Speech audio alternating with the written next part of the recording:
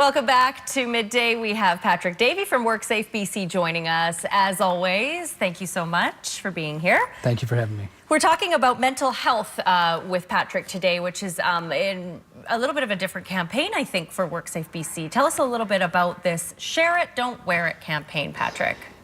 It is, and I think that more and more over the last 5 to 10 years, we're looking at mental health in the workplace. And this is a little different, but it's kind of cool that we're recognizing this. And really it's about first responders.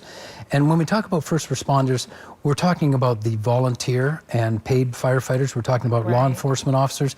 We're talking about ambulance services, but specifically in that, the paramedics and the dispatchers. So Share It, Don't Wear It. I think we have a couple pictures. Maybe we can put these up. It's really interesting, and you were mentioning before we started this segment, if you just look at this woman's face, it tells it all.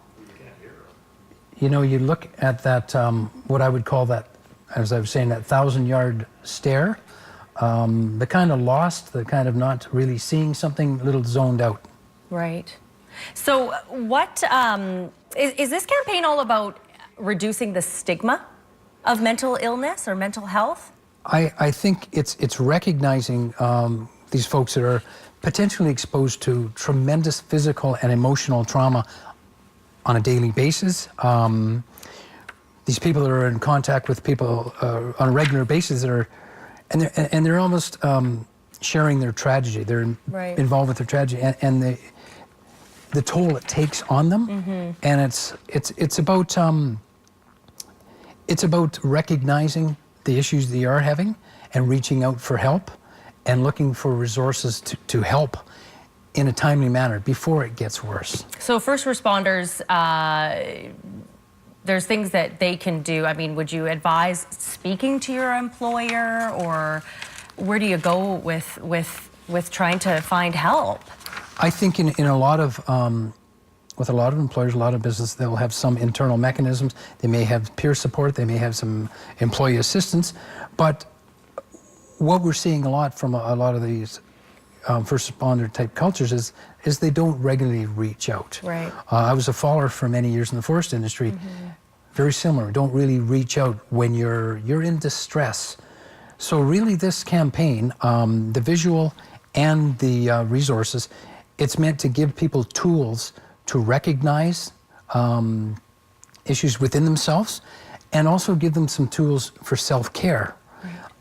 For coping with trauma, resources. On this website, it also has, of course, numbers available, but it also gives resources to the people that can help you for recognizing symptoms and stressors in that person. And it provides a lot of good stuff, but I think the first thing is really recognizing that it is an issue and putting resources in place to help out.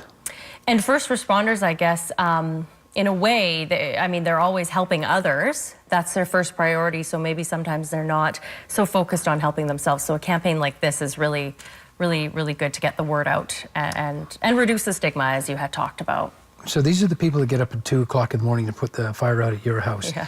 These are the people that do it day in and day out. So again, the resources, this website, not only the poster campaign, which really brings it out. You see they have the 1,000-yard stare. This is the people that can face tremendous trauma, but it has a lot of resources for recognizing, for coping, for and not just for themselves, but for their support group. Could be their friends, colleagues, to reach out, to find out, to take a look at what the symptoms are. Because it's not always just recognizing it in yourself, it's recognizing it in others and helping them help themselves. So the resources are really meant for those people that are reaching out for help and for those people that are reaching out to help. All right. Thank you so much, Patrick. Just if I can tell you one more thing, there's a lot of good stuff on it. It's a long website. It's called bcfirstrespondersmentalhealth.com. Don't say that 5 times half. That's okay. We can remember that one. And there will be a 2-day conference happening next year, January 31st in Richmond. And really it's bringing first responders leadership together to really promote this and to make it common within the industries that people can recognize it, and other people can also recognize issues and reach out and help people. Wonderful. Well, thank you so much, Patrick. So the Share It, Don't Wear It campaign, of course, for more information, you can go to WorkSafeBC.com. Thanks so much. Thanks for having me. Stay with us. We're back in 2 minutes.